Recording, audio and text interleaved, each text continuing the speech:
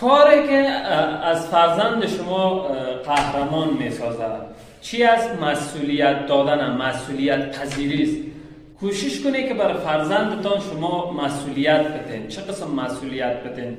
وقتی که بچه‌تان تا 1 سالگی میرسه به مراتب، مثلا 1.5 ساله، 2 ساله، 2.5 ساله، 3 ساله، 4 ساله، تا که بزرگ میشه شما مسئولیت بر از داده بدین. از خردسالی مثلا شما میگه بچه‌م وقت غذا خوردن تو همراه دستک خودت غذایت بخور، یا مثلا شما بیرون میرین، مهمانی میرین یا جای میرین، بچه‌م کتک‌هایت خودت بپوش، لباس‌هایت خودت تبدیل بکو، لباسایی که تبدیل کردی دوباره ببر سر جایش بان، لباسایی که چرکت ببر مثلا در لباسشویی بان، غذایی که میخوری بچه‌م ظرفک‌هایت جمع کو ببر آشپزخانه بان، جای خوابت خودت جمع کو، پتوگکت خودت جمع کو. اینی مسئولیت هاست که از خردسالی وقتی شما برای فرزندتان میتین این به مراتب بزرگ میشه، شما مسئولیت های بزرگتر برش میتین.